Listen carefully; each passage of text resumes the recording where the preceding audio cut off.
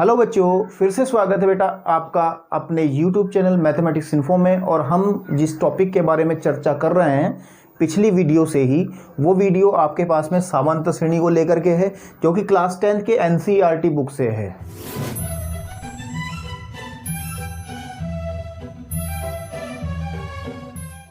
और बोर्ड की परीक्षा की तैयारी करने वाले सभी छात्रों के लिए ये सारी वीडियोस बहुत महत्वपूर्ण हैं। और आपको पढ़ने का तरीका मैं कई बार बता चुका हूं बेटा। अगर चैनल पे आप लोग जाते हैं तो प्लेलिस्ट में जा करके चैप्टर वाइज आपको सारी की सारी वीडियोस मिलेंगी और आपको पढ़ने में बहुत आसानी होगी। चलिए आज हम जो काम करने जा रहे हैं उसके बारे में जिक्र करते हैं बेटा। हमने पिछली वीडियो में बेटा 5.1 यानी कि आपके पास में जो हमारी सामान्य श्रेणी होती थी उसका बेसिक कॉन्सेप्ट क्या होता था उसको समझा था हमने, उसकी बारीकियों को समझने का प्रयास किया था। और उसके सभी क्वेश्चंस जो 5.1 जो एक्सरसाइज थी, प्रश्नावली जो थी, उसके सारे क्वेश्चंस बेटा मैंने कराए थे। आज मैं जो आपके सामने कराने जा रहा हूं बेटा, इसके नेक्स्ट एक्सरसाइज है हमारे पास में 5.2, जो कि बहुत ही महत्वपूर्ण एक्सरसाइज है बोर्ड परीक्षा के लिहाज से, ठीक है, बोर्ड परीक्षा के लिहाज से ये एक्सरसाइज बहुत ही इंपॉर्टेंट है, क्योंकि इसमें से प्रत्येक वर्ष एक क्वेश्चन कहीं ना कहीं से पूछ लिया जाता है। ठीक है, इस एक्सरसाइज के बाद बेटा सिर्फ एक एक्सरसाइज और बचेगी, उसको हम नेक्स्ट वीडियो में करके चैप्टर का समापन कर देंगे। चलिए मैं आप बिना टाइम को वेस्ट किए मैं आपके सामने इस एक्सरसाइज का पूरा जो ब्यौरा है वो देता हूँ। मैं आपको बता दूं बेटा, इसके अंदर 20 क्वेश्चन है। 1 2 3 4 5 6 7 8 9 10 11 12 13 14 15 16 17 18 19 और 20। आपके पास में कितने क्वेश्चन है इसके अंदर? 20 क्वेश्चन है। 20 के 20 क्वेश्चन को जिस तरीके से मैं आपके सामने कराऊंगा इस वीडियो के अंदर, मैं समझता हूं अगर आप वीडियो में लास्ट तक रहेंगे तो एक भी क्वेश्चन का ट्रिक आपके दिमाग से निकलेगा नहीं कभी भी जिंदगी भर। लेकिन साथ देना होगा आपको, वीडियो को लास्ट तक देखना होगा और सभी क्वेश्चंस को समझने के लिए जो पॉइंट्स मैं बताऊंगा उसको अच्छे से लिखना होगा कॉपी में अपनी। चलिए शुरू करते हैं अपनी एक्सरसाइज 5.2। लेकिन उससे पहले मैं आपको एक चीज़ बता दूं जो कि मैंने पिछली वीडियो में बताई थी कि बेटा जो समांतर श्रेणी होती है, क्या होती है? समांतर श्रेणी। इन चीज़ों को ध्यान से देखिएगा क्योंकि इसी पे पूरी की पूरी जो है वो एक्सरसाइज डिपेंड कर रही है। समांतर श्रेणी जो होती है उसका जो व्यापक रूप हमने बताया था, वो व्यापक रूप ये बताता है बेटा, पहला पद अगर हमारे पास में a मानते हैं हमेशा, बिल्कुल ठीक है, और दूसरा पद बेटा हम मानते हैं a+d, ठीक है, और तीसरा मानते हैं a+2d और a+3d, ऐसे बेटा a+4d, ऐसे ये चलता रहता है हमारे पास में। जितने भी आपको पद चाहिएंगे उतने ही आपके पास में हम पद इसमें ले लेते हैं। ये हमारे पास में समांतर श्रेणी का एक व्यापक रूप होता है, बिल्कुल ठीक है। अब हम लोगों को क्या है कि इस एक्सरसाइज के अंदर क्या चीज़ हमें सीखनी है। इस एक्सरसाइज के अंदर बेटे हमारे पास में हमें nवें पद के बारे में जिक्र करना है। ये nवां पद क्या है कि आपके पास में ध्यान दीजिएगा, देखिए मैं फॉर्मूला भी तुम्हारे सामने डेवलप करूंगा। मान लिया मेरे पास में कोई सीरीज लेता हूँ 2 4 6 8 10, बिल्कुल समांतर श्रेणी है, दो के अंतर के बाद हमें बाई चांस बेटा वो पूछ ले कि इसका 30वां पद बताओ। कौन सा पद? 30वां पद ये तो नहीं होगा कि बेटा आप लोग इसको लिखते जाओगे, पहला पद तो 2 है इसमें, फिर दो जोड़ते हुए आप 30 तक लिखते जाओगे। ये तो बहुत लंबी प्रक्रिया रहेगी, इससे आपको बहुत परेशानी होगी। अभी तो 30वां का क्या पता वो 1000वां पद के निकालने को कहते हैं। तो आपको इसी तरीके के क्वेश्चंस करने के लिए एक फॉर्मूला डेवलप करना है, एक सूत्र याद रखना है, और याद भी रखना नहीं है, उस सूत्र को मैं बता भी दूंगा वो पैदा कहाँ से हुआ है। तो आप मेरे साथ इसमें जब ध्यान से देखिएगा, मैं इसकी सारी चीज़ें इस तरीके से आपके सामने बिखेर के रख दूंगा कि आपको कभी भी किसी भी क्वेश्चन में डर नहीं लगेगा। तो बेटा इस तरीके के क्वेश्चन को करने के लिए हमें nवां पद मतलब जो वो सवाल में कहेगा। जैसे इस सवाल में कहा 30वां पद, तो यानी कि n का मान कितना ले लेंगे? 30वां पद। बात समझ में आ रही? तो निकलेगा कैसे, उसको निकालने की ही टेक्निक आप लोगों को डेवलप करनी है बेटा, ठीक है, कि उसको निकाल लेंगे कैसे। ऐसे तो नहीं निकालेंगे कि लिखते चले जाएंगे, इसके लिए ही हमें एक फॉर्मूला बनाना होगा। वो फॉर्मूला कैसे बनेगा, अब मेरे साथ जुड़ रहे हैं, ध्यान से देखिएगा कैसे वो फॉर्मूला बनना है। हमारे पास में जो सामने लिखा है a+d a+2d a+3d a+4d, ये क्या है? एक समांतर श्रेणी है जो व्यापक रूप है, जहां पर आपके पास में a बेटे प्रथम पद होता है और d हमने सार्वंतर बताया था आपको पिछली वीडियो में। अब आप ध्यान दीजिएगा, थोड़ी सी बस कलाकारी करनी है बेटे। a1 का मतलब क्या होता है? a1 मतलब होता है पहला पद। ध्यान रखें, a लिखा जाएगा, उसके नीचे छोटा सा 1 लिखा, तो इसका मतलब ये a1 मीन्स पहला पद, बेटे पहला पद हमेशा क्या होता है, ए होता है। क्या होता है, ए। इसी तरीके से बेटे A2 जो होगा, A2 मतलब दूसरा पद, दूसरा पद क्या होगा, A प्लस डी। बिल्कुल ध्यान आ रहा होगा आपको। इसी तरीके से बेटा A3 जो होगा आपके पास में वो होगा A प्लस 2D। बिल्कुल समझ में आ रही बात। ऐसे बेटे A4 निकालें कभी तो आ जाएगा A प्लस 3D। सही है।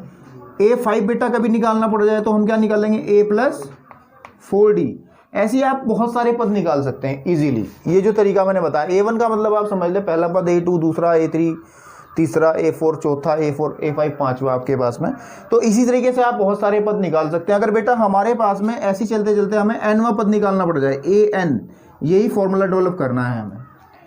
AN कैसे निकलेगा बेटा, AN निकलेगा A प्लस, देखो प्रत्येक में A तो आ ही रहा है ना, A प्लस, और आपने देखा अगर यहाँ पे नंबर 5 है ना बेटा, तो यहाँ कितना आ रहा, यहाँ पे 4 है तो बेटा यहाँ कितना आ रहा, 3, यहाँ पे 3 है तो बेटा यहाँ कितना आ रहा, 2।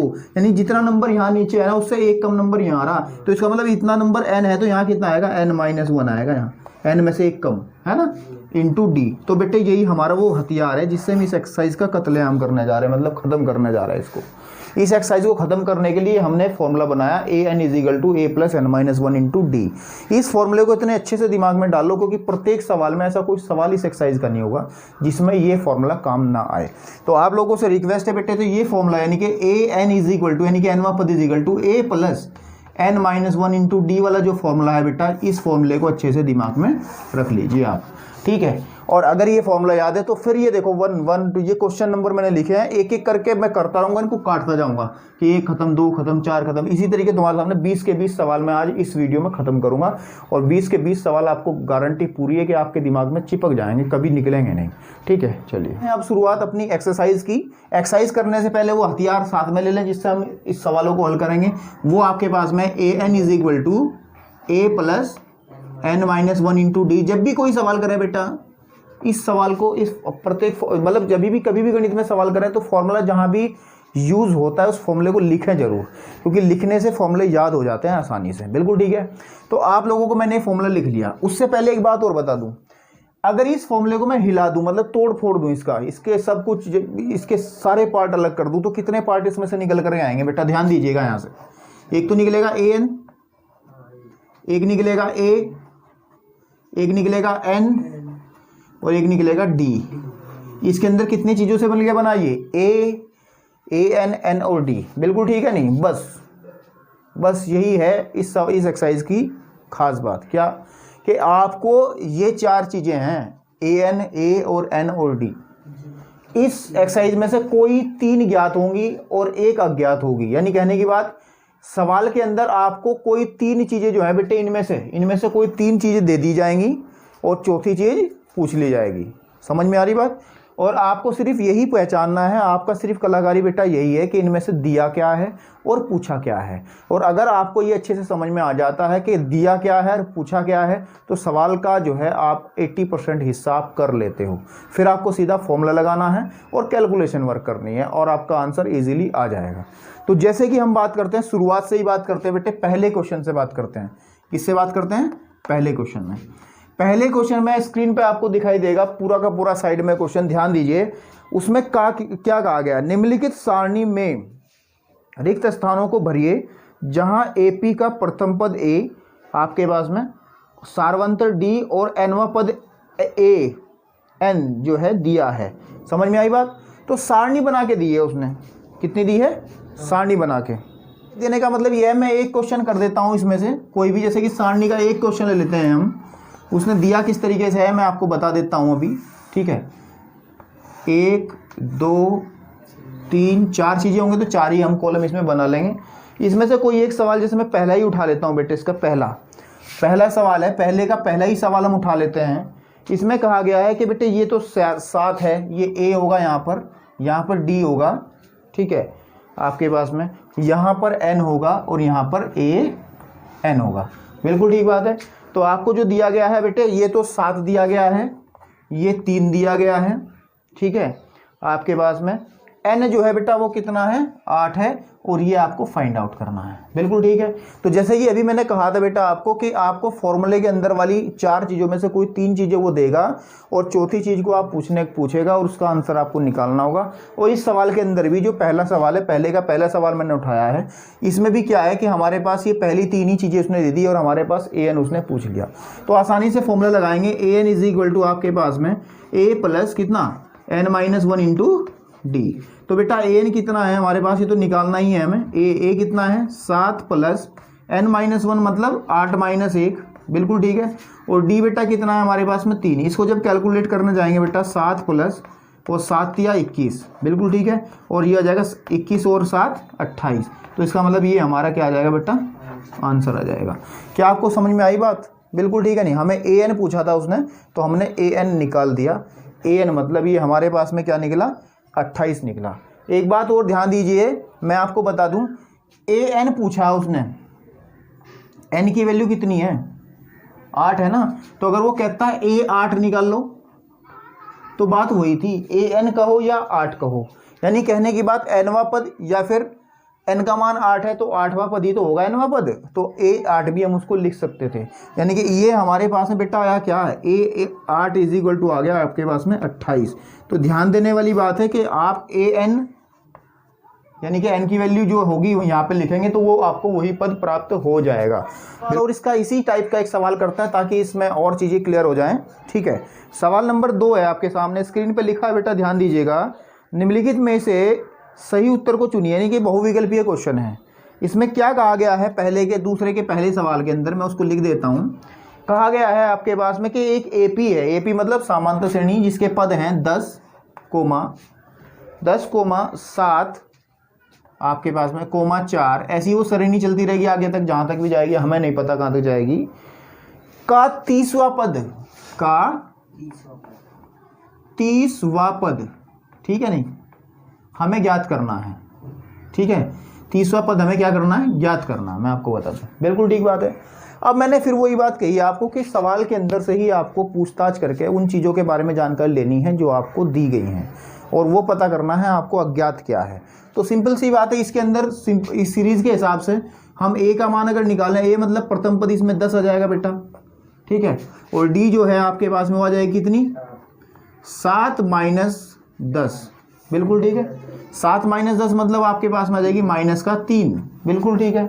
और हमें पूछ रहा वो 30वां मतलब n का मान कितना आ जाएगा 30, क्योंकि हमारे पास जौन सा पद पूछता है वो हमारे पास n का मान उतना ही आ जाता है।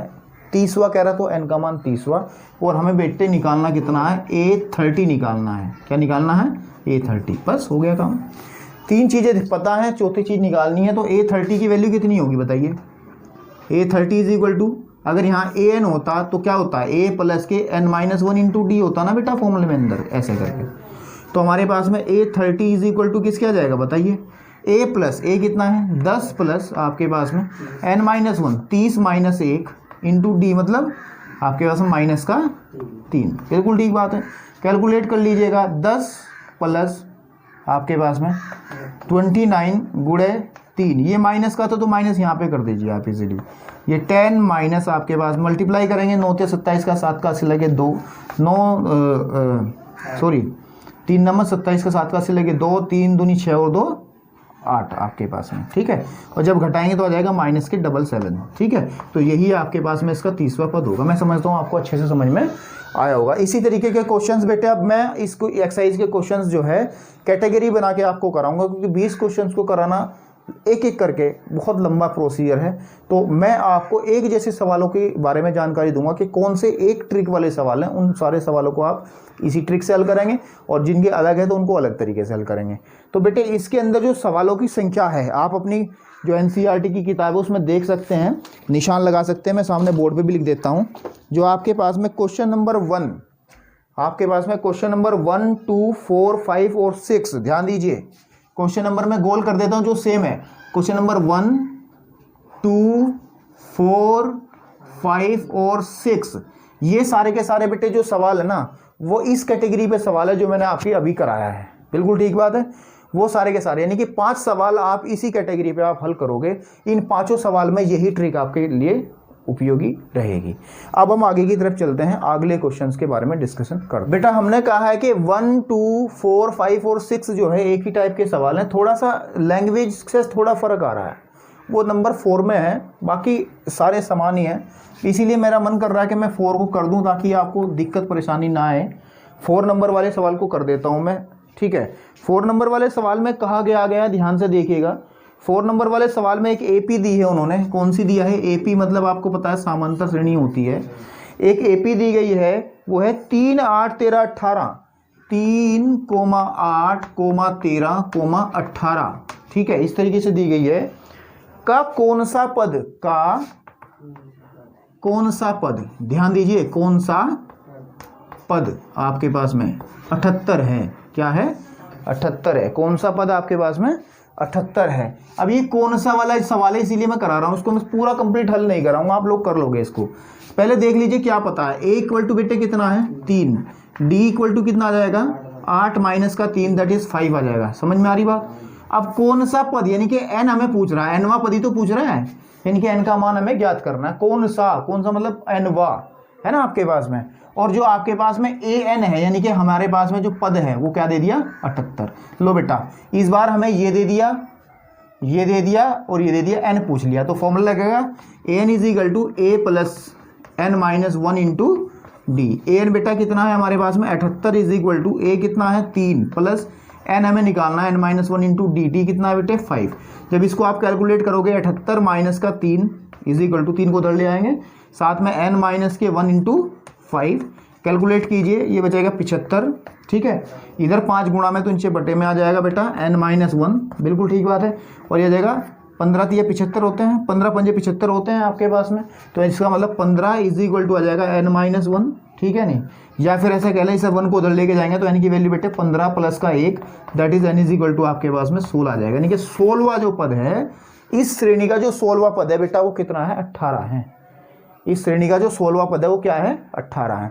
तो आप अब इस कैटेगरी के सारे सवाल आसानी से कर सकते हैं, क्योंकि इसमें से मैंने 3 क्वेश्चन आपको करा दिए हैं, बाकी क्वेश्चन आपके लिए मैं छोड़ दे रहा हूं, आप लोग उसको देखें, समझें और करें, ठीक है। इसमें एक क्वेश्चन दिया गया है एक्सरसाइज में 3रे नंबर पे, इसमें कहा रिक्त स्थानों की पूर्ति करो। कुछ डब्बे से बनाए हैं, उसमें कुछ संख्याएं आपको भर देनी है, लेकिन ये क्वेश्चन बड़ा अच्छा क्वेश्चन है, बहुत अच्छा टेक्निकल क्वेश्चन है। अगर इस क्वेश्चन को करने की ट्रिक्स आपको पता चल जाए अच्छे से, ठीक है, तो आपको और भी क्वेश्चंस को करने की बहुत सारी टेक्निक डेवलप हो जाएंगी। इस क्वेश्चन को मैं बहुत आसान तरीके से आपके सामने प्रस्तुत करने जा रहा हूं, ध्यान दीजिएगा, क्योंकि इससे आसान तरीका उसका हो नहीं सकता जैसे मैं कर रहा हूं। जैसे कि 3रे का पहला क्वेश्चन उन्होंने दिया है बेटा, ध्यान से देखिएगा। 3रे क्वेश्चन का पहला क्वेश्चन दिया है कि हमारे पास में एक सीरीज है, इसमें पहला पद 2 है, बीच में खाली स्थान दे दिया, ठीक है आपके पास में। फिर आपके पास में सवाल ये है 8, कितना है? 2 है, 26 है, सॉरी, ये वाला जो है वो कितना है? 26 है। तो हमें पूछ रहा है ये अगर समांतर श्रेणी है, ये 3 पद, एक पद ये रखा, एक पद ये रखा, एक पद ये रखा, अगर ये समांतर श्रेणी में है, तीनों पद अगर किस में है? समांतर श्रेणी में है बेटा, तो हमें क्या करना है? समांतर श्रेणी में है तो हमें बीच वाले पद, ये डब्बा जो है उसको भर के दिखाना है, इसके बीच में कौन सा पद रखें कि जो तीनों पद हैं वो समांतर श्रेणी में आ जाएं। तो कोई घबराने वाली बात नहीं है, क्योंकि मैंने कहा था कि ये पहला पद क्या है बेटा? ए होता है ना आपके पास में। दूसरा पद क्या होता है? ए प्लस डी होता है। और तीसरा पद क्या होता है? ए प्लस का 2d होता है। बिल्कुल ठीक बात है, ध्यान दीजिएगा। तो जो चीज़ आपको पता है उसको उठा लीजिए, सिर्फ ये वाला आपको पता नहीं कि ए इज इक्वल टू कितना आ जाएगा? 2, और इसका पता नहीं है तो छोड़ दो, इसके बराबर कितना आ जाएगा? ये वाला देखो, A plus 2d is equal to किसके आ जाएगा बेटे? 26 के। तो 2 चीज़ें आपके सामने आ गई, इनसे आप आसानी से मान निकाल लीजिए और बीच वाले का निकाल देंगे 2 मिनट में। कैसे?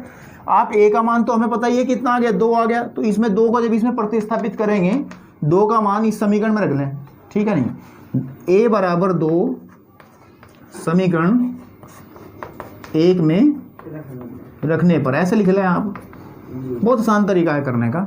2 plus 2d is equal to बेटा कितना आ जाएगा? 24 है ना, या 2d इज इक्वल टू आपके पास में 24 माइनस का 2, या 2d इज इक्वल टू बेटा आ जाएगा कितना? 22। बिल्कुल ठीक बात है बेटे। d का मान कितना आ जाएगा? ठीक है, आपके पास में d का मान कितना आ जाएगा? देखो गलती कर दी हमने बेटा, 26 था तो 26 लेके चलना था, हम यहाँ थोड़ा सा मिस्टेक कर दिए हैं इसमें, 26 है ये, तो यानी कि यहाँ कितना बचेगा 24 बेटा, है ना आपके पास में। तो 24/2 तो ये कितनी बार चलेगा 12 बार, यानी कि डी का मान बेटा कितना आ गया 12। बस हो गया काम। जो डब्बा है उसकी वैल्यू कितनी है, ये वाला मान निकालना है ना आपको, ये भरना क्या है, ये निकालना a प्लस का d।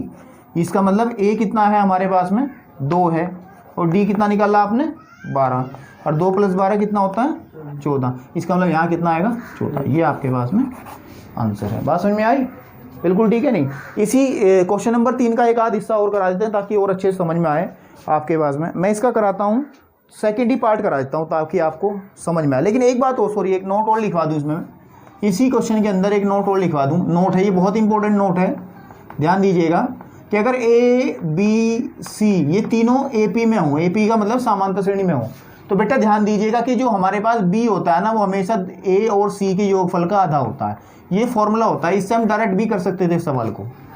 आप कभी भी देख लो, मैं आपको बता दूं, कभी भी आप देख लो, देखो यहाँ देख लेते हैं, मैं लिखूँ 10, 20 और 30, ये तीनों समांतर श्रेणी में है नहीं है। अगर मैं इन दोनों को जोड़ लूँ, 10 और 30 कितने होते हैं बेटे 40, और 40 का मैं आधा करूँ कितना आ जाएगा 20। देखो 20 आएगा नहीं आएगा, समझ में आई बात। तो हमेशा ध्यान रखिएगा कि अगर 3 संख्याएं समांतर श्रेणी में हो तो बीच वाला हमेशा ही दोनों के योगफल के से आधा होता है। और इस सवाल में भी आप इसे लगा सकते थे, इस सवाल में भी इसे लगा सकते थे। कैसे लगा सकते थे, देखो मैं करके दिखा देता हूँ, यहीं पे दिखा देता हूँ। क्योंकि हमारे पास पहला पद तो 2 था, बीच वाला खाली था, हमें पता नहीं है b क्या है, और आखिरी का 26 था। तो यानी कि b का मान कैसे निकाल लेंगे, 2 + के 26/2 है ना आपके पास में, यानी कि 28/2 कटे कितनी बारी आ जाएगा बेटा 14। तो ये देखो कितने आसानी से आ गया, ठीक है। नहीं, लेकिन मैंने इस वजह से कराया लंबा प्रोसीजर, ताकि अगर कोई और सवाल भी आए तो उसमें आप ट्रिक लगाने में हिचकिचाएं मत। अब करते हैं तीसरे का दूसरा पार्ट, है ना, ताकि और चीज़ें आपको समझ में आए। तीसरे के दूसरे पार्ट में क्या आ गया है, हमारे पास में एक बॉक्स बना है, यानी कि पहला ही स्थान हमें खाली है। दूसरा जो पद दिया है उन्होंने दिया है आपके पास में कितना 13, कोमा, और तीसरा क्या दिया है इन्होंने, फिर तीसरा भी बॉक्स बना दिया है, इसमें भी हमें कुछ स्थान भरने हैं। और आपके पास में आखिरी का दिया है 3, बिल्कुल ठीक बात है, आखिरी का दिया है 3, हमें खाली स्थान भरने हैं। और ये समांतर श्रेणी में है, किस में है ये समांतर श्रेणी में, कोई दिक्कत वाली बात नहीं है। तो आपको करना क्या है, ध्यान दीजिएगा, ये पहला पद है तो इसको क्या लिखेंगे a, मैंने कहा था, है ना। इसको हमने a + d, इसको हम क्या कहेंगे बेटा a + 2d, और इसको कहेंगे बेटा a + 3d। बिल्कुल ठीक बात है। जो चीज़ें पता है उनको उठा लीजिए बेटा, ये पता है आपको, है, और ये पता है, बाकी छोड़ दीजिए। a + d बराबर किसके आ जाएगा बेटा, ध्यान दीजिए 13 का। इसको समीकरण 1 बना देंगे आप। फिर a + के 3d = क्या आ जाएगा 3, ये हमारे पास समीकरण 2 आ जाएगी। अब ये वो समीकरण बनेगी 2 चरों वाले रैखिक समीकरण, और 2 चरों वाले रैखिक समीकरण को हल करने की कई सारी विधियाँ आपको बताई गई थी, समझ में आई बात, ठीक है, जो कि मेरे इस चैनल पे भी सारी वीडियोस अपलोड हैं, आप डिस्क्रिप्शन में जाएंगे तो लिंक मिल जाएगा उन विधियों को सीखने का। लेकिन यहाँ पे कुछ ज़्यादा टेंशन लेने वाली बात नहीं है, हमें इन दोनों समीकरणों को हल करके a और d के मान निकालने हैं, जैसे वहाँ पे x और y के मान निकालने थे। तो आपको क्या करना है, a और d के मान निकालने के लिए आप प्रतिस्थापन विधि से उचित विधि कोई नहीं है इसमें, प्रतिस्थापन विधि, सॉरी प्रतिस्थापन कर रहा हूँ कि विलोपन विधि का इस्तेमाल करें। आप क्या करें, जो गुणांक समान है, देखो a है, घटा दें इनको, घटाने पर जब हम घटाएंगे बेटे माइनस, ये माइनस तो कट जाएगा ये इजीली, हमारे पास d में से ये माइनस का 2d बचेगा, ध्यान दीजिएगा यहाँ पे, और 13 में से 3 जा करके बचेगा बेटा 10, और बेटे d का जो मान है वो आ जाएगा 10 - -2 कटेगा कितनी बारी, -5 जो है d का मान आ जाएगा, -5, d आ गया हमारा -5। अब हमें क्या चाहिए, क्योंकि हमें a + d तो निकालना, सॉरी a निकालना, तो हमें a का मान निकालना पड़ेगा। a का मान कैसे निकालना, किसी समीकरण में रख दें आप। ये समीकरण किस में रख दें बेटे, समीकरण 1 से। समीकरण 1 थी कौन सी, समीकरण 1 थी a + के d = 13, यही तो था। तो a का मान हमें निकालना है, d का मान कितना है बेटे -5 = कितना 13 आपके पास में, ठीक है। a = कितना आ जाएगा बेटे 13 + 5, यानी कि a = आ जाएगा बेटा 18। यानी कहने की बात यह कि पहले वाले में क्या भरा जाएगा 18 भरा जाएगा। अब इसमें क्या भरा जाएगा, निकाल लो, क्या निकाल लो, इसमें क्या भरा जाएगा, इसमें भरा जाएगा a + के 2d, a कितना है 18, ठीक है, a कितना है 18, और माइनस के 2d का मतलब है 2 × 5, यानी कितना का 18 - 10, इसका मतलब बेटा हमारे पास में 8, इसमें क्या भरा जाएगा 8। देख लो 18, 13, 8, 3, ये एक हमेशा समांतर श्रेणी बनेगी। मैं समझता हूँ आपको अच्छे समझ में आया होगा। इसी तरीके से आपको इस क्वेश्चन के सारे रिक्त स्थान भर देने हैं, और सारे रिक्त स्थान भर देंगे अगर आप, तो आपके समझ में सारे क्वेश्चन आसानी से आ जाएंगे। इसी तरीके से हमने आपके सामने क्वेश्चन नंबर 3 को भी खत्म कर दिया, यानी कि हम कहाँ तक आ गए, 6 तक अब आ गए हैं। अब हम सीधा चलते हैं किस पे, 7 पे। ठीक है, चलिए क्वेश्चन नंबर 7 के बारे में बात करते हैं। क्वेश्चन नंबर 7 क्या कह रहा, लैंग्वेज स्क्रीन पे सामने आपके सामने दिखाई दे रही है, ध्यान से देखिएगा। देखो सामने पढ़ो और मैं आपके साथ पढ़ रहा हूँ, समझा रहा हूँ। उस एपी का 31वां पद ज्ञात कीजिए, यानी कि हमें क्या निकालना है, 31वां। A31 हमें ज्ञात करना है। क्या करना है, A31वां हमें ज्ञात करना है। क्वेश्चन मार्क हमने लगा दिया। उसके बाद में कहा गया है जिसका 11वां पद, बेटा ध्यान दीजिएगा, A11, यानी कि A11 कितना है, जिसका 11वां पद कितना दिया है उसने, 38, और 16वां पद 73। ये तो दिया है 38, कितना दिया है, 38। और A आपके पास में कौन सा दिया है, A16 मतलब 16वां पद बेटा, वो दिया कितना इसने, 73 दिया है। तो बस अब आपको क्या करना है, जो अभी मैंने सवाल कराए थे ना आपको रिक्त स्थान वाले, वो यही सवाल थे। समझ में आई बात नहीं, इसी तरीके से हल किए हैं वो मैंने। तो ध्यान दीजिएगा, हमें क्या करना है, A31 निकालना है। A11 दे रखा, A16 दे रखा है, 11वां पद दे रखा है आपको, 16वां पद आपको दे रखा है, 31वां पद आपको ज्ञात करना है। कुछ नहीं करना आपको, आप लोगों को जो चीज़ें दी गई हैं उनसे आपको समीकरण बनानी है। ध्यान दीजिए, सबसे पहले लो A11 बराबर कितना है, ध्यान दीजिए यहाँ पे 38, ठीक है नहीं। और हमने बताया था आपको कि जैसे कि A2 कितना होता है, A+D होता है, बिल्कुल ठीक है, या A3 बराबर A+2D होता है। बात समझ में नहीं आई। A4 कितना होता है, A+K3D होता है। वो ये बनता कहाँ से, वो बनता है AN = A+n-1 × D से तो बनते हैं सारे फॉर्मूले, बिल्कुल ठीक है नहीं। तो इसी तरीके से आपको क्या करना है, A31 का मतलब क्या है, A31 का मतलब है A+10D बराबर 38। समीकरण 1 बन गई। ये बनी कैसे, आप लोग सोच रहे हो कैसे बनी है समीकरण, फॉर्मूले में रखेंगे। इस वाले में कौन सा फॉर्मूला यूज करेंगे, ये वाला, क्योंकि आपको पता है कि जो उनसे वे पद की बात करते हैं यहाँ पे उससे एक कम नंबर आता है हमेशा। जैसे आप A2 की बात करें तो यहाँ पे कितना आया, 1। A3 की बात करें यहाँ पे कितना आया, 2। यहाँ 4 की बात करी तो यहाँ आया 3। तो आप जब 11 की बात करोगे तो यहाँ कितना आएगा, 10। बात समझ में आई। या आप अगर ऐसे समझना नहीं चाहते तो आप इसमें लिख लेंगे, यहाँ ऊपर लिख लें सबसे पहले, माना प्रथम पद, क्या मान लें बेटे, प्रथम पद बेटा मान लें इसमें कौन सा, A तथा सार्वंतर D है। सार्वंतर क्या है, D है। A11 बराबर 38 है तो A+10D बराबर 38 होगा ही होगा। आप चाहे देख लेना ये वाला फॉर्मूला लगा करके। समझ में आई बात नहीं, अगर नहीं समझ आ रहा तो बता सकते हो आप मुझे कमेंट बॉक्स में, तो इसको दूसरे तरीके से भी आप कर सकते हैं, ठीक है। तो बेटे आप इसकी बात कर लें। अब A16 कितना दे रखा उसने हमें बताइए, A16 जो दे रखा बेटा वो कितना है, 73 दे रखा, कितना। और A16 क्या लिखा जाएगा, A+K15D = 73, बिल्कुल ठीक है। ये समीकरण बना ली बेटे हमने दूसरी। अब इन दोनों समीकरणों को आपको उसी तरीके से हल करना जैसे कि क्वेश्चन नंबर अभी 3 में किया था। इन दोनों समीकरणों को हल करने के बाद आपको A और D के मान प्राप्त होंगे, और उनके मानों से आप क्या निकाल लोगे, A31 निकाल लोगे। पूरा कंप्लीट करूँगा, घबराओ मत, क्योंकि इसका तो मुझे पूरा पोस्टमार्टम करना ही करना है। चलिए ठीक है, तो आपके पास में जैसे मैं करता हूँ, यहाँ लिख लेता हूँ मैं, समीकरण कौन सी ले लें, समीकरण 1 तथा 2 से ऊपर नीचे लिख लें इनको। A+K10D बराबर किसके है बेटा, 38 के है। और आपके पास में A+K15D बराबर किसके है बेटा, 73 के है, बिल्कुल ठीक है। और यहाँ पे क्या कर देंगे बेटा, घटाने पर क्या जाएंगे, घटा, ये माइनस हो जाएगा, ये माइनस और ये भी माइनस, कट जाएगा, कैंसिल आउट हो जाएगा बेटे। माइनस के 5D बराबर बचेगा कितना, घटा लीजिए, 73 में से 38 घटाएंगे हमारे पास में 35 बचेगा, वो भी माइनस का, कितना बचेगा, 35। यानी कि माइनस से माइनस खत्म कर लो तो D की बेटे वैल्यू जो आएगी, खूबसूरत सी वैल्यू आएगी, अपॉन 5 कटेगा कितनी बार, 7। तो बेटे D का जो मान है वो कितना आ गया, 7। आधा काम कंप्लीट हो गया। अब हमें किसका मान निकालना पड़ेगा, A का मान। तो समीकरण में रख लो, किस में रख लें, समीकरण 1 से, किससे, 1 से, 1 में। जब 1 में रखेंगे बेटा, A समीकरण है, A+K10D बराबर कितना है बेटा, 38 के। ध्यान दीजिएगा, तो A का मान हमें निकालना है, और ये कितना आ जाएगा, 10 × 7 बराबर 38। इसको जब हल करेंगे तो बेटा A बराबर आ जाएगा 38 - 70, है ना। तो कहने की बात ए का जो मान है बेटा वो कितना निकल के आएगा आपके सामने, 38 में 70 बचाएंगे माइनस के 42, कितना आ जाएगा माइनस के 42 नहीं माइनस के 32 आएगा शायद, माइनस के 32, क्योंकि 32 और 38 आपके पास में 70 हो जाएंगे। समझ में आई बात, ये हमारे पास आया। अब हमें निकालना क्या है, यहाँ निकाल देते, ध्यान दीजिए स्टार बना करके यहाँ से देखेंगे, यहाँ पे हमें निकालना क्या है बेटा, हमें निकालना है ए 31वां पद ही तो निकालना है। तो ए 31 मतलब ए प्लस के कितना आ जाएगा 30 डी, ऐसे लिखेंगे 31 से तो यहाँ कितना आएगा 30। तो बेटा ए कितना है आपके पास में, ए क्या है, ए हमने निकाला माइनस के 32 प्लस 30 गुणे डी कितना है बेटा 7, हो गया काम।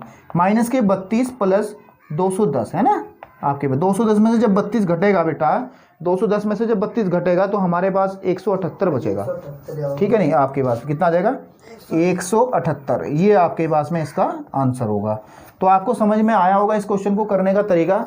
इसका तरीका कुछ नहीं है, जो आपको चीज़ दी गई है उनसे दो समीकरण आप बनाओगे, हल करके ए और डी के मान निकालोगे, और ए और डी के मान अगर आपको पता चल जाते हैं तो आपको मनमांचित फल मिलते हैं। क्योंकि द्विघात समीकरण के अंदर अगर आपको प्रथम पद और सार्वंतर पता तो दुनिया की ऐसी चीज़ नहीं कोई नहीं होगी जो आपको ज्ञात ना हो सके उसमें। समझ में आई बात नहीं। चलिए बेटा अब हम क्या करते हैं इसमें, ध्यान दीजिए कि जो बेटे 7वां क्वेश्चन था, ये वाला 7वां क्वेश्चन, ये क्वेश्चंस लिखे हैं मैंने बाहर, लिखे हैं सारे के सारे। इसके अंदर एक्सरसाइज के अंदर कितने क्वेश्चन है, 20 क्वेश्चन है। इस 7वें क्वेश्चन की कैटेगरी वाले जो सवाल है बेटा ध्यान दीजिएगा कि कौन कौन से ऐसे सवाल हैं जो 7 पे डिपेंड करते हैं। वो जो सवाल हैं उनको मैं बता देता हूँ। वो है आपके पास में एक तो 7वां सवाल बेटा, एक 8वां सवाल भी है, 9वां सवाल भी ऐसा ही है। आप अपनी बुक में जब देखेंगे पढ़ेंगे, ठीक है, आपके पास में तो समझ में आएगा। एक ऐसा 10वां है बेटा, और फिर आपके पास नीचे जाके 16वां भी सवाल भी ऐसा ही है, और आज में 18वां सवाल भी ऐसा ही है। यानी कि आपके पास में 1 2 3 4 5 और 6 सवाल इसी तरीके के सवाल हैं। तो आप लोग अपनी पेन और कॉपी लेके बैठे और इसी मेथड को फॉलो करते हुए इन सवालों को भी हल कर लें, ठीक है नहीं। कोई दिक्कत परेशानी मैं कह रहा हूँ नहीं होगी अगर आप सही तरीके से रूल और रेगुलेशंस को फॉलो करते हुए सवाल को हल करोगे तो। चलिए अब अगले सवालों पर चलते हैं। हमारे पास में सवाल नंबर पड़ता है 11 पे। किस पे चलते हैं, सीधा 11, क्योंकि ये भी खत्म हो गया, 7वां भी खत्म, 8वां भी खत्म, 9वां भी खत्म, साथ ही साथ 16वां खत्म, 18वां खत्म और 10वां भी खत्म। अब आपके पास में 11 12 13 14 15 17 और 19 और 20 बचे। समझ में आई बात, 19 और 20 बचे। तो 2 मिनट की बात है, अभी देखते हैं फटाफट इसको भी हम कंप्लीट कर देते हैं, कवर कर देते हैं, कोई समस्या वाली बात नहीं है। क्वेश्चन नंबर 11 थोड़ा डिफरेंट लैंग्वेज में लिखा, बाकी है कुछ नहीं है आपके सामने, उसको मैं कराता हूँ। 11वें नंबर के क्वेश्चन को समझने का प्रयास करें, स्क्रीन पे आपकी लैंग्वेज मिलेगी आपको, मैं पढ़ रहा हूँ, ध्यान दीजिएगा। 11वें क्वेश्चन में कहा है कि एक एपी है हमारे पास में, देखो लिखिए सामने कि 3 15 27 और 39 का कौन सा पद 54वें पद से 132 अधिक होगा। देखो लैंग्वेज कितनी खतरनाक लिखी, लेकिन सवाल उतना ही बेकार है। ये बेकार मतलब आसान है, बेकार नहीं आसान है। तो हमारे पास में जो सीरीज लिखी है उसको लिख लीजिए। 11वां सवाल है, क्या है बेटा 3, 15 आपके पास में 3, 15 27 और 39, ये कोई सीरीज है, ये कोई क्या है सीरीज है। अब इस सीरीज से हमें क्या क्या चीजें पता है, इस श्रेणी से हमें क्या क्या चीजें पता है, इससे पूछताछ करके निकाल लीजिए। बेटा ए का मान बताओ कितना बनेगा, 3 बनेगा नहीं बनेगा। डी कितना बनेगा 15 माइनस 3, बिल्कुल ठीक है। कहने की बात कितना आ जाएगा 12 आ जाएगा, है ना। और इसमें से कुछ हमें पता नहीं है, क्योंकि हमें 2 ही चीज़ें निकल आएंगी इसमें सीरीज में से, सिर्फ यहाँ से ए पता है और डी पता है। अब हमें कहा गया है, उसने जो लैंग्वेज है उसको हम ध्यान से देखें। उसने कहा एनवा जो हमारे पास में, देखो उसने सवाल को पढ़िएगा, उसने कहा कि कौन सा पद, ये जो वर्ड लिखा है बेटा कौन सा पद, कौन सा पद, इसको ध्यान से देखिए। कौन सा का मतलब मैंने कहा कि एनवा पद, मैं क्या कहता हूं एनवा पद। एनवा पद का मतलब क्या होगा बेटा कि अगर एन का मान 4 निकलेगा तो 4वां पद, एन का मान 20 निकलेगा तो 20वां पद। तो हमने मान लिया वो एनवा पद है। क्या है एनवा पद। उसने कहा है कि कौन सा पद 54वें पद से 132 अधिक है। तो मैं लिख लेता हूं, माना यहां पे लिख लेते हैं एनवा पद, एनवा पद 54वें पद से, 54वें पद से 132 अधिक है। इस लाइन को मैंने लिख लिया यहाँ पे, बात समझ में आई। और अब देखो मैं इसको क्या करता हूँ, एनवें पद को क्या लिखा जाता है बेटा, ए एन ही तो लिखा जाएगा ना। एनवें पद को तो ए एन लिखते हैं ना। ए एन जो होगा वो 54वां पद, ए 54 प्लस 132 की होगा, नहीं होगा, वो खुद ही तो कह रहा। ये जो मैंने बनाई है बस ये इस सवाल का टर्निंग पॉइंट है कि ए एन जो होगा यानी कि जो हमें निकालना है, वो 54वें पद से 132 अधिक होगा। तो ये मैंने बना लिया, बस हो गया काम। कहने की बात ए एन को क्या लिखा जाएगा आप बताइए मुझे। एन का मतलब होता है ए प्लस के n minus one into d, ये तो फॉर्मूला होता है। इज इक्वल टू आपके पास में थोड़ा सा रफ कर लीजिएगा, ठीक है। तो 54 क्या बनेगा बताओ, ए प्लस की 53, क्योंकि 54 की जगह एक कम होगा, डी आपके पास प्लस 132। बात समझ में नहीं आ रही, ठीक है। अब इस ए से ए कैंसिल आउट हो जाएगा आपके पास में, है ना। हमें ए से ए कैंसिल आउट कर देंगे हम, तो बचा कितना, n माइनस वन हमें निकालना ही है, डी का हमें पता नहीं है, ठीक है। और 53 डी ये हो गया आपके पास में प्लस का 132। बात समझ में आ रही, ठीक है। इतना करने के बाद में जब आप इसे सॉल्व करोगे बेटा, नीचे तक हल करके लेके आओगे, ठीक है, नीचे तक हल करके लेके आओगे, क्योंकि आपको डी का जो मान है कितना दिया गया है, 12 है, तो इसमें 12 भर तो दीजिए, गुणे 12 बराबर 53 गुणे 12 प्लस के 132। तो ये हो जाएगा n माइनस के 1 इंटू 12 बराबर, इसे जब हल करोगे आप आ जाएगा कितना, 12 तिया 36 का 6 का अस्सी लगा आपके पास में 3, 12 तिया 36 और 3 63 आपके पास में 132 ये हो जाएगा, ठीक है। तो आ जाएगा n माइनस के 1 इंटू 12 बराबर कितना आ जाएगा हमारे पास में 778, है ना। देखो हाँ, 8 आ गया, 6 आ गया, 768 आ गया, ठीक है। तो बेटे हमारे पास क्या होगा फिर, यहाँ देख लेंगे इधर की तरफ कि n माइनस 1 ये जो 12 है बटे में ले जाएं उधर की तरफ, 768 बटे 12, बिल्कुल ठीक है। तो n minus 1 is equal to आ जाएगा 12 6 72 और 12 चौक 48, यानी कि कितना आ जाएगा 64, है ना, 64। तो बेटे n इज इक्वल टू आ जाएगा 64 और एक को उधर लेके जाएंगे प्लस का 1, n इज इक्वल टू 65, है ना। तो आपके पास में 65वां पद जो है, यानी कि आंसर जो बनेगा वो बनेगा ए 65 का मतलब है 65वां पद। 65वां पद जो है वो इस कंडीशन को सेटिस्फाई करेगा, यानी कहने की बात है कि 65वां पद 54वें पद से 132 अधिक होगा। 65वां पद 54वें पद से 132 अधिक होगा। तो मैं समझता हूँ समझ में आएगा, ध्यान से देखिएगा। 11वां क्वेश्चन भी खत्म कर दिया, है ना। अब चलते हैं कौन से पे, 12 पे। 12 नंबर पे चलते हैं। 12, डरने वाली कोई बात नहीं, मैं आपको बता दूं सिर्फ बचे कितने हैं, 12 13 14 15 17 19 और 20। अभी 2 मिनट में करते हैं फटाफट आपके पास में। 12वां क्वेश्चन पढ़िए, स्क्रीन पे है आपके सामने। क्या है कि दो समांतर श्रेणियों का सार्वंतर समान है। दो समांतर श्रेणियां हैं आपके पास में, दो समांतर श्रेणियां जिनका सार्वंतर समान है। सार्वंतर समझते हो ना, डी जो है वो समान है दो समांतर श्रेणियों का। और साथ ही साथ भाई कह रहा है कि आपके पास में कि इसके 100वें पदों का जो अंतर बेटे 100 है। 100वें पदों का अंतर क्या है, 100 है। तो इनके 1000वें पदों के में क्या अंतर होगा ये निकाल के दिखाना। बहुत आसान सवाल है, कोई दिक्कत नहीं है। तो सबसे पहले मान लें आप, माना, ध्यान दो, माना पहली श्रेणी मान लें हम। बता क्या माने, मान लें ये, मान लें ए कोमा ए प्लस डी, ऐसे ही तो होगा ना, ए प्लस 2d ऐसे तो लेंगे, एंड सोन ले लें हमने आगे तक, है ना। और दूसरी मान लें बेटे, दूसरी श्रेणी मान लें। क्या नाम, अब सुनो, ध्यान से सुनो, बोलो मत। दूसरी श्रेणी जो मानी जाए, क्योंकि इसका प्रथम पद तो सेम नहीं है ना, सार्वंतर सेम है, तो प्रथम पद को मैं ए डैश कह देता हूँ, ये डैश ऊपर लगा करके, ए डैश कोमा ए डैश डी, डी को डी दोनों में समान है, उसने कहा सार्वंतर समान है, ए डैश प्लस 2d, ऐसे ही आपके पास में आगे तक, ठीक है। अब वो कह रहा है इनके 100वें पदों का जो अंतर है, क्या है, 100वें पदों का जो अंतर है। तो कोई बात नहीं, पहली श्रेणी का 100वां पद निकालो। पहली श्रेणी का 100वां पद, 100वां पद मतलब ए 100 निकालना हमें। ये तो होता है इज इक्वल टू क्या होता है, ए प्लस 99d, ये तो होगा बेटा।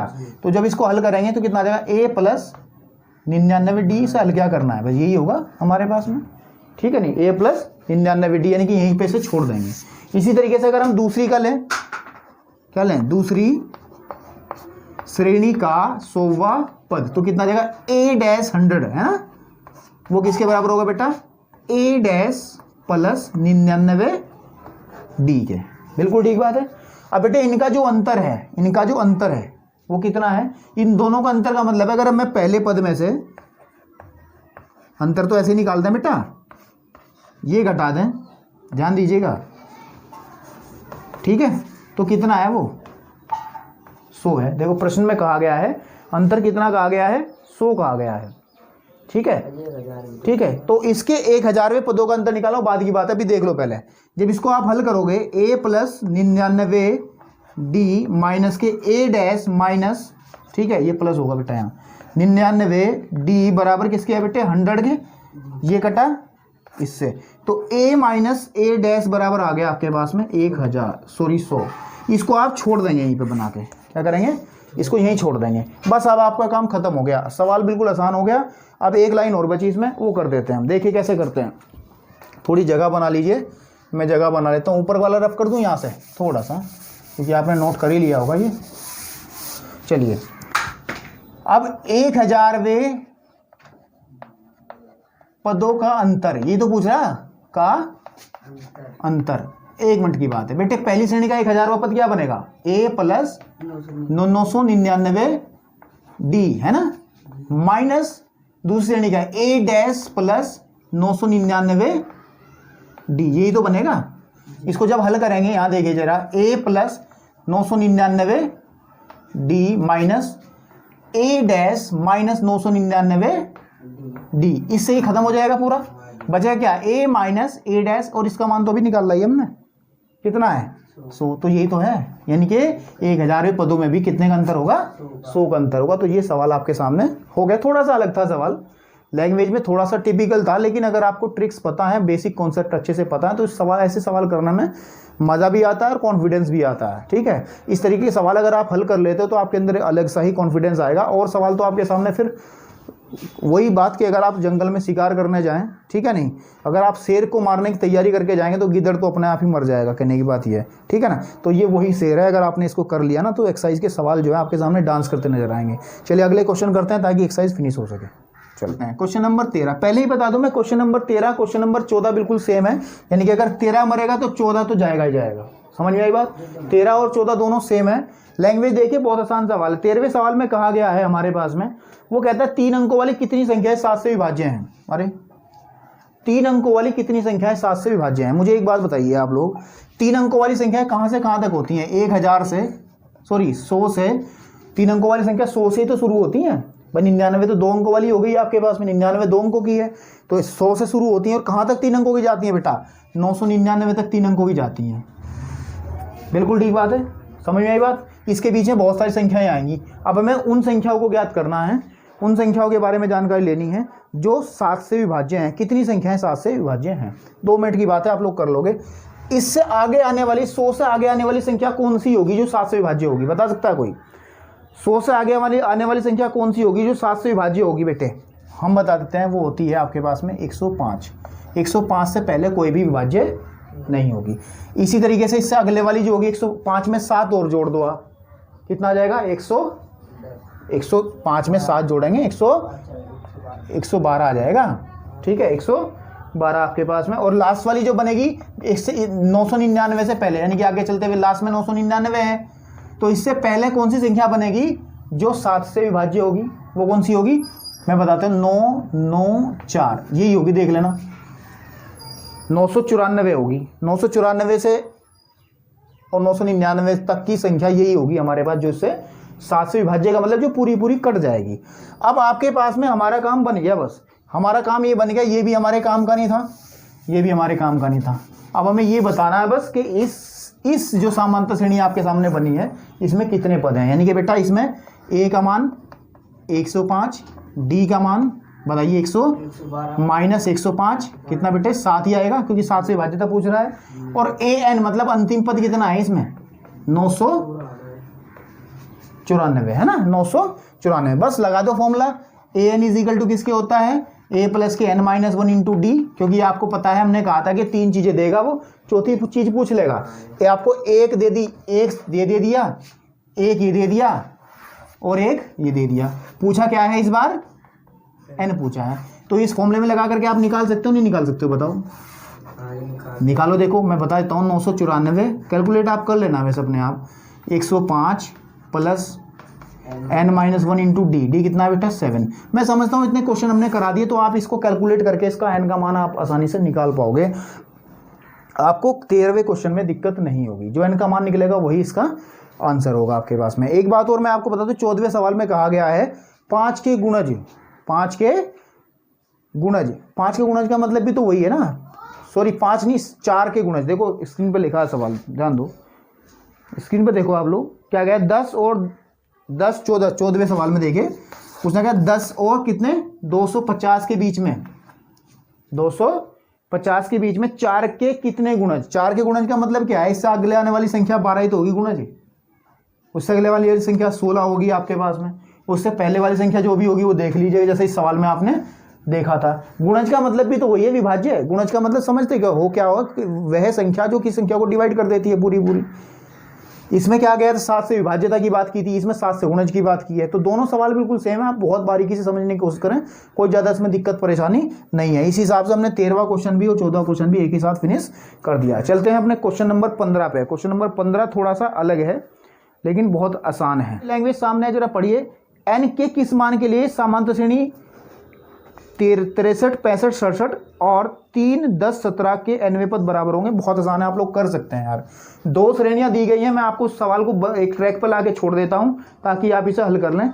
से पहली श्रेणी है 63, ध्यान दीजिए 63 है। दूसरी क्या है 63, 65 और 67, 63, 65 और 67, ये तो है पहली श्रेणी। इधर लाइन बना लो, दूसरी श्रेणी बनाओ। क्या है दूसरी श्रेणी, क्या है 3, 10 और 17, ये श्रेणी आपकी क्या बनेगी, बनेगी दूसरी श्रेणी। ये कह रहा है कि nवें पद बराबर है, इसका nवां पद निकालो। इसमें पहले a का मान कितना बनेगा बताइए 63, d कितना बनेगा आपके पास में 65 माइनस का 63 यानी कि 2 बनेगा आपके पास। कितना बनेगा 2, ठीक है, कितना बनेगा बेटा 2। तो अब आप इसका क्या निकालना है nवां पद। an होता था किसके बराबर, a प्लस के n-1 इंटू डी, ये तो फॉर्मूला बताया था शुरुआत में। तो बेटे a कितना है 63 प्लस n-1 n हमें निकालना है, d कितना बेटा हमारे पास में 2, इसे यहीं छोड़ दो, ये हमारे क्या आ गया an आ गया है। इस श्रेणी में भी यही काम करो, a का मान कितना है 3 है, d कितना बेटा 10 माइनस 3 यानी कि 7। अब इसमें भी an निकाल दीजिए, an कितना बनेगा a प्लस के n-1 इंटू डी, ये तो बनेगा। तो बेटे a का मान है 3 प्लस के n-1 इंटू डी कितना बेटा 7, ये आ गया an। बस आपको कुछ नहीं करना है, इसमें क्या करना है, ये दोनों मान जो है ये वाला मान और ये वाला मान बराबर रख देना। बराबर का मतलब है कि 63 प्लस के n-1 इंटू 2 बराबर 3 प्लस के n-1 इंटू 7। ये पूरा एक्सप्रेशन आपके सामने देखो, उसमें n के अलावा कुछ नहीं है। जब इसमें कैलकुलेशन करोगे तो n का मान निकल करके आ जाएगा जो कि आपका आंसर होगा। आप इसको सॉल्व करेंगे आसानी से तो n का मान आसानी से निकल जाएगा, ठीक है। चलिए हमने कौन से क्वेश्चन को भी मार दिया, 15वें क्वेश्चन को भी हमने खत्म कर दिया। अब हमारे पास बचा 17, 19 और 20। चलिए फटाफट करते हैं। 17वां सवाल इंपॉर्टेंट है, इसको मैं समझाऊंगा तुम्हें बहुत अच्छे से। एक थोड़ा सा बस दिमाग इस सवाल में ज़रूर लगा लें। सवाल नंबर 17 जो है, क्वेश्चन नंबर 17 में दिमाग ज़रूर लगा लें थोड़ा सा, क्योंकि थोड़ा सा ये सवाल बिल्कुल एक साइज से हट के सवाल है। आप लोगों को मैंने समझाया था बेटे, मैंने लिखी श्रेणी, जैसे मैं लिखी 2, 4, 6, 8, 10, ये एक समांतर श्रेणी है। ये इधर से समांतर श्रेणी है क्या, उधर से भी समांतर श्रेणी है क्या, बिल्कुल समांतर श्रेणी है। तब भी इधर से +2 का अंतर, उधर से -2 का अंतर है। अगर मैं इस श्रेणी को उल्टा लिख दूं 10, 8, 6, 4, 2, तो ये भी तो एक समांतर श्रेणी है जिसमें प्रथम पद बेटे 10 है, सार्वंतर बदल जाएगा। इसमें सार्वंतर आपके पास में 2 आ रहा था, इसमें सार्वंतर -2 आ जाएगा। चाहे देख लीजिए आप, समझ में आई नहीं आई। लेकिन समांतर श्रेणी को अगर आप फॉरवर्ड देखेंगे, इधर सामने से देखेंगे तब भी वो समांतर श्रेणी होती हैं, और अगर आप उल्टा देखेंगे तब भी वो एक समांतर श्रेणी होती है। तो जो 17वें सवाल में जो पूछा गया है बेटा, 17वें सवाल में उसने ये कहा है हमें कि हमें एक श्रेणी दी है उसने कि 3, 8 आपके पास में 13, 3, 8, 13, और अंतिम पद इसका बेटा दिया है हमें आपके पास में 253 दिया है। और कह रहा है वो कह रहा है अंत से आपके पास में अंत से 20वां पद ज्ञात करके दिखाओ। कौन सा निकालना है हमें, 20वां। अंत से 20वां पद, अंत से अंतिम से 20वां पद, मतलब इधर से नहीं, इधर से चल के नहीं आपको 20वां पद निकालना। किधर से निकालना, इधर से चल के आपको 20वां पद निकालना। तो इसके लिए आप लोग एक फॉर्मूला याद रखें, एक लोग ट्रिक याद रखें, वो मैं आपको बता देता हूँ। वो क्या ट्रिक है मैं आपको भी बता देता हूँ। क्योंकि हम समांतर श्रेणी के अंदर बेटे अंतिम पद को ना, क्या अंतिम पद को हम किससे लिखते हैं, अंतिम पद को बेटा हम एल से लिखते हैं। किससे लिखते हैं? एल से। तो याद रखिए फॉर्मूला होगा, अगर अंत से एनवा पद निकालना पड़े, अंत से एनवा पद निकालना पड़े, तो बेटा ये फॉर्मूला याद रखेंगे आप। क्या याद रखेंगे? मैं बता रहा हूं आपको कि L minus n minus 1 into d, बस ये फॉर्मूला है आपका। ठीक है बेटा, L minus n minus 1 into d. और आपको यहां से निकाल लेना बेटा L क्या है, हमें चाहिए L क्या है बताइए? 253। और D कितना है बेटा बताइए, निकाल लीजिए। 8 माइनस 3 की कितना? 5। बिल्कुल ठीक है। और n हमें क्या पूछा गया, कौन सा पद पूछ रहा? 20वां। तो n का मान कितना? 20। तो निकाल दीजिए, अभी 2 मिनट में निकल जाएगा। तो कितना निकलेगा? 253 माइनस 20 माइनस 1 इंटू डी कितना है बेटा? 5 है ना। यानी कि आपके पास में 253 माइनस 19 पंजे कितने होते हैं? 95 है ना। 19 पंजे 95 आपके पास में, 19 पंजे 95 हो गए। तो आपके पास में जब इसे घटाएंगे तो 100 आपके पास में कितना बचेगा? 158 बचेगा, जो कि आपके पास में अंत से 20वां पद होगा। तो ये सवाल नंबर 17 भी खत्म। इसमें से हमने देखो कितना हिस्सा इसका कवर कर लिया बेटा। 1 से 18 तक आगे बचे सिर्फ 2 सवाल। अब इन 2 सवालों में बेटा आप लोगों को मैं चाहता हूं कि वैसे आप कर सकते हो उन दोनों सवालों को, अगर आपने इन सवालों को बहुत अच्छे ध्यान से देखा होगा। 18 सवाल आपने जो मैंने कराया, तो आपके 19 और 20 सवाल आप आसानी से कर सकते हो। ठीक है, ये होमवर्क के रूप में भी दिए जा सकते हैं आपको। लेकिन चलो मैं एक सवाल कर देता हूँ, 19वां 20वां आप लोग खुद कर देंगे। एक सवाल बचेगा, उसमें आप दिमाग लगाना, नहीं हुआ तो हमें बताना, फिर कमेंट में बताना। अगर कोई दिक्कत परेशानी आए तो हम उसका आसान तरीका आपको फिर बताएंगे। तो 19वां सवाल की लैंग्वेज आपकी स्क्रीन पे फिर से लिखी है, और आप लोग ध्यान से देखिए, लिखी है स्क्रीन पे लैंग्वेज। देखो ध्यान से देखिए, स्क्रीन पे लिखी है लैंग्वेज। क्या कहा गया? देखो सुब्बाराव ने 1995 में 5,000 रुपये के मासिक वेतन पद पर कार्य आरंभ किया और प्रत्येक वर्ष 200 रुपये की वृद्धि हुई, तो किस वर्ष उसका वेतन 7,000 हो जाएगा? बहुत आसान है। कहने की बात है, उसने क्या किया कि कितने रुपए से वेतन स्टार्ट किया उसने बेचारे ने? 1995 में 5,000 रुपये से। कितना? पहला उसको कितने रुपए मिलते थे बेटा? ध्यान दीजिए, 5,000 रुपये। ठीक है। उसके बाद में हर महीने उसके वेतन में कितने की वृद्धि हुई? आपके पास में लिखा है, देखो उसमें 200 रुपये की वृद्धि हुई। कितने रुपए की? 200 रुपये की। प्रत्येक वर्ष उसके 200 रुपये की। यानी कि आपके पास में इससे 1995 की बात करें तो बेटा उसका कितने रुपए थे उसकी तनख्वाह में? इतने। तो 1996 में कितने हो जाएंगे बेटा? उसमें 200 ऐड हो जाएगा, है ना। 5,000 में आपके पास में कितना ऐड हो जाएगा बेटा? 200 ऐड हो जाएगा, है ना। इसी तरीके से 1997 की अगर हम बात करें तो हमारे 5,000 में कितने ऐड होंगे बताइए? 400 ऐड होंगे, है ना। तो ये आपके पास में क्या बन जाएगी? क्या बन जाएगी? एक सामांत श्रेणी बन जाएगी। किस तरीके की? ध्यान दीजिए कि जिसका पहला पद तो बनेगा बेटा 5,000, दूसरा पद बनेगा आपके पास में 5200, है नहीं। ऐसे करते करते और कहाँ कितने तक बढ़ाई उसने तनख्वाह अपनी बेचारे ने? उसने बढ़ाई 7,000 तक। कहाँ तक? उसका अंतिम पद बन जाएगा बेटे 7,000। कितना बन जाएगा? 7,000। तो अब हमें ये निकालना कि कितने वर्षों में ये काम होगा। तो वही सवाल है जो हमने पहला कराया था, सबसे शुरू में कराया था, कि क्या ए का मान बेटे कितना? 5,000। डी आपके पास में जितनी बढ़ोतरी हो रही, 200 रुपये बढ़ रहे ना, घटा के देख लो चाहे 200 रुपये आएगा। और उसका अंतिम पद जो है बेटे ए एन हमारे पास में आ जाएगा 7,000 रुपये। बिल्कुल ठीक है।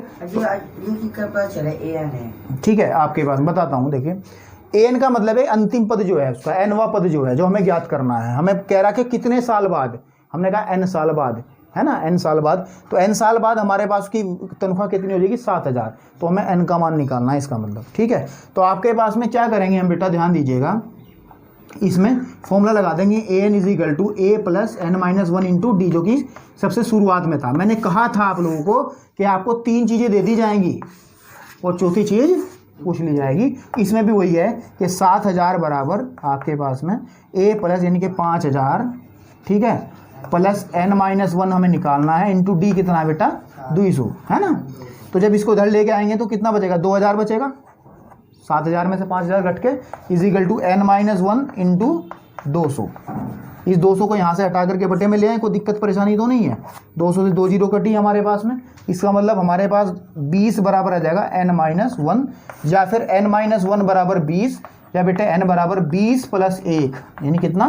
एन बराबर 21 यानी कि। तो बेटे इस एक्सरसाइज के सभी क्वेश्चंस को मैंने आपके सामने आज कवर किया है। मुझे लगता है कि आपको सारे क्वेश्चंस अच्छे से समझ में आए होंगे। ठीक है, आपको सारे क्वेश्चंस अच्छे समझ में आएंगे। और आप लोगों से रिक्वेस्ट है कि जो क्वेश्चंस मैं आपको करता हूं उसको अपने आप भी करने का प्रयास करें। किसी अन्य विधि से आप कर पाएँ तो बहुत अच्छी तरीके से उसको भी करने का प्रयास करें। आज के लिए इतना ही, और इसकी लास्ट वीडियो के साथ फिर आऊँगा और चैप्टर को समाप्त करूँगा। धन्यवाद।